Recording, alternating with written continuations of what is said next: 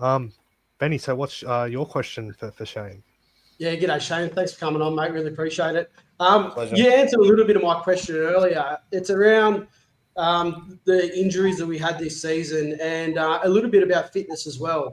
Considering all the injuries we had and the younger players that had to get pulled up through the grades, will there be any changes to the preseason training that you do to make sure that we're as fit as we can possibly be? And also, will that extend down through the lower grades? So when you are pulling these players up, you know, they're going to be close to 80-minute footballers, because obviously the step up to first grade is massive. And yeah, I think we struggled a little bit with that during the season, just, you know, coming towards the end of the game, running out of gas. And a lot of it was, you know, emergency sort of stations with the injuries we had. But is that something that you're focused on for this preseason coming in?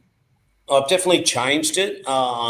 As I said, we've got a few specialised programs in relation to speed. And I think a few players need to concentrate a little bit more on the speed side of things rather than on the conditioning side of things.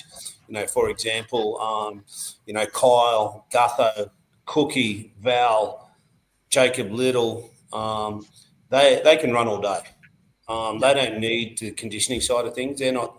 So their pre-season training focus is speed. Jacob Little's fast, but we want to keep him fast. He doesn't need conditioning.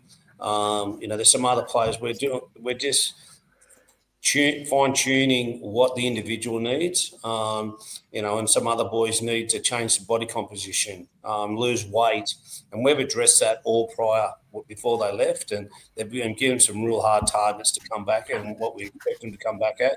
But to answer your question, we'll be training a lot harder. I've employed a boxing coach, which is for a number of reasons: our fitness, off-feet conditioning. I had him when he was at the Sharks. He coaches Costa and Nikita Zoo. So the Zoo boys, he's at Rockdale PCC. Mark Gambin, he'll come on, got real good experience, and he's going to get us fitter. But more importantly, he's going to get them mentally tough in that boxing stuff, because it does bring out, it gives you confidence, boxing, and it also, gives out that mental toughness. And so there's definitely some components of our training that's going to change. And as I said earlier, I'm going to take more responsibility in that space, especially in the lead up, the November, December, January, February, as a bit leading into Vegas. We've got to be fitter and stronger. But long enough this year. I don't think our gym was a concern. I reckon we could be a bit fitter. But there's some things there that, we had some players that were injured, and the other boys that come in probably would not have played at that point because they were too young or inexperienced, and they only got a game because they were of injury. And some of the boys that were injured for long periods of time, like Harme, Sele, and Christian Tupolotto, we just tried to get them back, which in hindsight was negative. But, they were never fit enough because they were always injured and were always in rehab. And as soon as they got out of rehab, we basically had to put them in there because they were experienced. See, Christian Tupolotto was experienced and big, and same Harme. But if everyone else was fit, they wouldn't have played.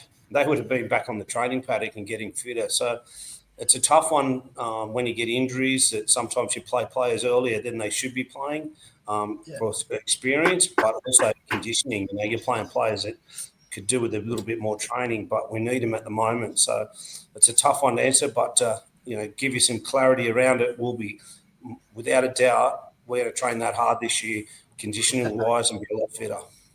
Yeah, beautiful.